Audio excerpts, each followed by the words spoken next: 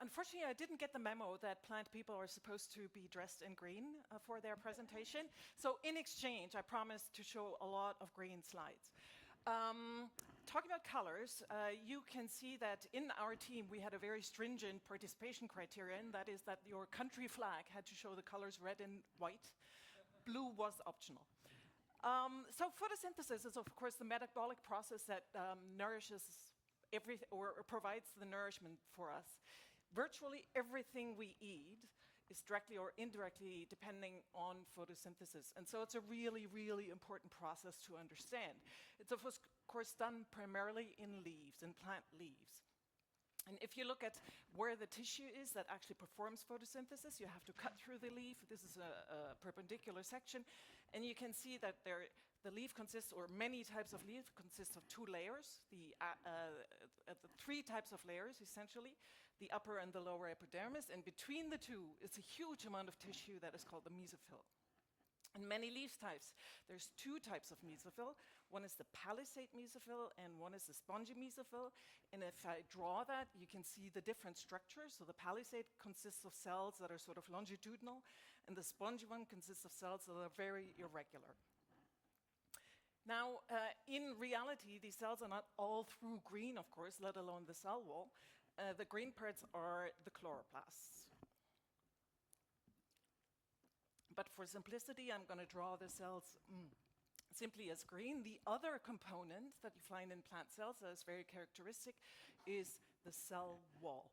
And now comes a very short primer for those of you who are not plant people, what the cell wall is. The cell walls come in different flavors. One flavor is the primary kind, so primary cell walls, which are very, very thin. We're talking sort of 200 nanometers thin. And they are predominant and the only type of cell wall in soft tissues, such as the leaf, but also flowers, etc. And in these cells that have a primary cell wall, the stability comes from the internal turgor pressure. The cell wall itself is rich in cellulose, but also has pectin and hemicelluloses as a structure. This is very distinct from secondary cell walls, which are formed towards the inside of the primary cell wall in certain cell types. For example, in wood tissue, sclerenchyma, fibers, etc. And these cells are eventually mostly dead when they're functional, actually. The cell walls of the secondary type are very rigid because of the thickness, of course, but even more so because of the lignification. Now, we're not going to talk about secondary cell walls except for one slide later on, which is why I'm going to bring up this distinction. Now, let's come to photosynthesis. What has to happen for photosynthesis to happen? Well, first of all, incident light has to arrive at the leaf, and it has to propagate throughout the leaf thickness. And the second component that has to come is, of course, CO2. So carbon dioxide is being absorbed into the leaf and then diffuses through the airspace that is created by the mesophyll in order for both to then be used for this photosynthetic process. The result of this is oxygen, which is released, and an important component is also water that is evaporated to the outside of the leaf. So the leaf architecture is really designed to optimize all these processes, of course. And especially the airspace that is created in the spongy tissue is designed to be optimized, both for light capture and for the diffusion of CO2. Now, my drawing is very simplified. The reality of the mesophyll is actually much more complex, which is something that we observe using X-ray-based imaging, either synchrotron-based or micro-CT-based. Here's another example of the high complexity of the spongy tissue. And what we do is, you can see we do a lot of imaging, but we also do a lot of image analysis by trying to get from this kind of optical slices to segmented individual cells, which takes a lot of trickery, imaging and image analysis trickery, but also segmentation. What you can also extract is, of course, the architecture of the actual airspace, the space that surrounds the cells. And that was what Nancy Walker is doing. So Nancy is a postdoc in one of our groups, and she looks at the airspace and the design of the airspace to understand how air diffuses through the space. For obvious reason, she's not the first to do that. Lots of people have tried to do that, to do the modeling in this very complex geometry. They have done that in 1D, in 2D, and attempted 3D, but she has developed a method that is based on homogenization, and at her poster on Friday, she will be delighted to tell you more about it. Obviously, you can see why that question is relevant if you look at different species. So if you cut open different species, you can see that this airspace is organized very differently from one species to the other, but also depends very much on environmental conditions. So again, optimization for light capture and gas exchange. Now, it's the internal tissues that optimize that, but also the overall morphology of the leaf, and that comes from the very thin dimensions of the leaf. Here are 3 arbitrary species where we see the cross-section, and if you look at the scale, which is about 0.1 millimeter, you can see how thin leaves are, which makes them objects of an incredible aspect ratio, if you think of it. If you compare this to the surface of the leaf, of the respective species, you get to an aspect ratio of about 1 to 1,000 by 1,000. So that is an incredibly thin sheet of material. If you compare this to a few man-made materials, also of cellulosic content, like a sheet of paper or a tortilla, you can see that both of those easily bend by gravity, whereas the leaf easily stays erect in order to capture light optimally. And so you can ask the question, what makes leaves able to stay erect, right? And of course, the first answer will be the veins. There is stiffening tissues in these leaves, and the veins are responsible both for transport of solutes, as well as for stiffening, and these structures are actually quite resistant even upon degradation. Now, gravity is not the only force a leaf might be exposed to. Other forces might be bending. This is a poplar in my own backyard, and you can see how many million or gazillion times this leaf probably has to bend and reversibly extend through the growing season. So there has to be elasticity, it cannot be damaged through that bending, but at the same time, a leaf also has to be a resistance against predators, right? So there's a lot of mechanical considerations that a leaf has to make, so to say, in order to survive the growing season. Because if it doesn't, the plant loses its very important carrier of photosynthesis.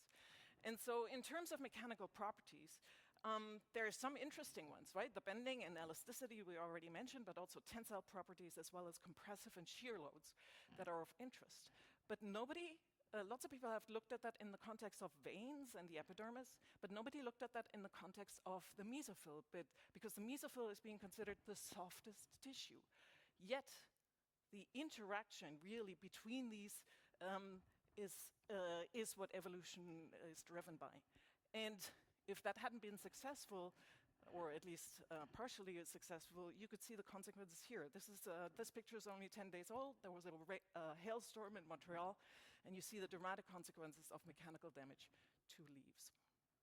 Okay, coming back to our tortilla and sheet of paper, and this time an Arabidopsis leaf. Arabidopsis is our mouse, so it's our experimental model system, so to say. And come to think of it, what is the structure really that makes it so specially stable other than the veins, right?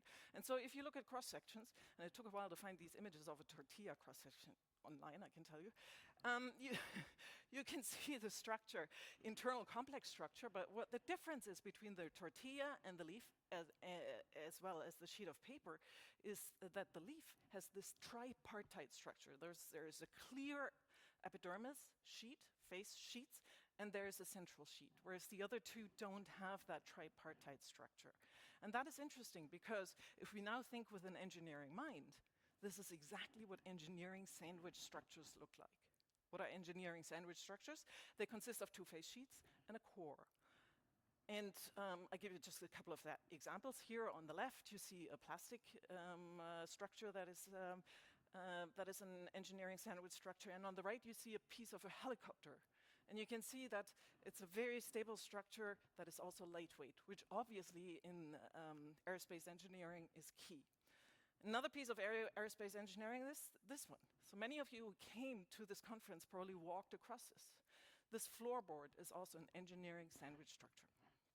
Okay, so what is what does the core, the architecture of the core, have to do with this ability? Well, engineers give a lot of thought to that in order to make the material not only lightweight, but optimal against certain forces, right? Depending on whether they want the engineering structure to be compression resistant or shear resistant, the internal structure, the core structure, is actually crucial to the design of the same.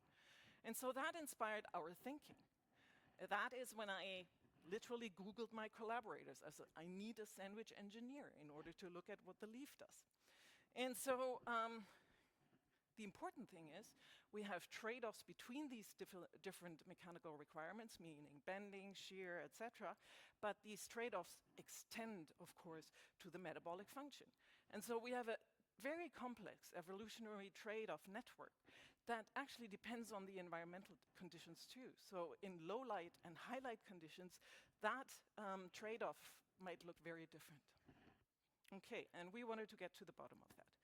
So the first set of mechanical experiments is really trying to see how does the leaf react to bending forces, or can we quantify these bending forces? And so what you have to do is you have to fix a strip of leaf on one side, and then you bend it on the other side, and then you try to quantify what is the force required.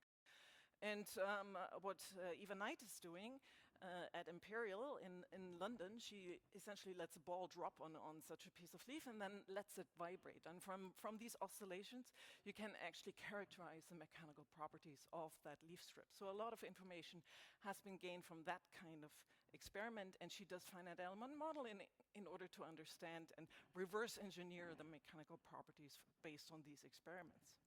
What she also does is she pulls on leaves to test the tensile properties, right? And that gives us two pieces of information. One is the macroscopic properties, probably largely dependent on the epidermis, but one is also the microscale behavior. What happens? Do the cells get stretched, or do they actually detach? And so she does that using a tensile tester, and she quantifies as well as characterizes the tensile behavior of the leaves in that situation, as well as modeling what might be happening to the sponge-like tissue in the intracellular, or in the leaf space. Another approach is compressive load, and in that sense you can imagine the leaf, each cell might be a truss, like a lattice, so to say, right? And so engineers again put a lot of thinking to understanding how lattices resist compressive loads, and so we did some thinking about that. And so one question you can ask is, when you compress a leaf, what happens? Do all the tissues get compressed equally, or is it difference between the palisade and the spongy mesophyll, for example? And in order to analyze that, you might first start out looking at one particular cell to see actually how it resists compression, and that relies, of course, on the actual pressure that is in the cell. And so Morten Andersen at Aarhus University looks at pressurized objects and tries to understand how they resist forces, mostly by self-weight, actually. And so he does these macroscopic experiments with silicon tubes under pressure, reduces the pressure, sees when they bend and how they fold, etc. And this is a slow video, but eventually it does collapse. And so he tries to compare modeling as well as real-life experiments in order to get to an understanding how a pressurized vessel resists compressive forces. So, in order for a pressurized vessel to resist forces, we need the turgor pressure, of course, as we mentioned, but we also need information on the cell wall material proper. And so we wanted to get to what we call the Young's modulus of the cell wall, which is a measure for the elasticity of the material. And so Louis Youssef in my lab, in order to get to the cells of interest, had to rip open the leaf, so to say, which he did by literally putting tapes on two sides, ripping it open, and then revealing the mesophyll, which is what it looked like here. And then he used an atomic force microscope in order to do stiffness measurements. And for those of you who have never used that, that's essentially a little ball that goes down onto the tissue, and then you deform the tissue, and from that, from the kind of curves that you get from the displacement curves, you can extract the elastic modulus of the material. Sounds very easy, it was much more complex than what I make it sound like now. And the value that he got was really interesting. And I'll show you the rest of the graph first. before I show you the value of the mesophyll. Here's the comparison. Here's the one secondary wall value that I wanted to show you. On the upper right, you see the value, the stiffness of the secondary xylem, which is typically in the gigapascal range, even 10 gigapascal. And all the values on the left are primary tissue, hence in principle soft tissues, but even there are big differences. The softest one on the lower left is a tomato fruit tissue, you can imagine very soft. And our Arabidopsis mesophyll was about in the same range. So a very, very soft cell wall material. And that does square actually with the function if we think of it. So if we come back to the function, the wall, all it needs to do in the mesophyll is really retain that turgor pressure. It doesn't need to resist actual compression forces. And which is important because the wall is actually a barrier to CO2, and you want the CO2 to get from the airspace to the chloroplast. So with all of that, we have a complex network of structural trade-offs that leaves managed to accomplish in millions and millions of years of evolution, and we're trying to get to the bottom of that by not only looking at the metabolism, the carbon capture and the light, but also looking at the mechanical function at the same time. And with that, I thank all of you, and I thank the people that I'm working with. And I mean it truly when I put HFSP logo in the center. It brought us together. We didn't know each other. We didn't even know of each other before we started this project. And so it just nucleated this really wonderful new idea. And so thank you very much for listening.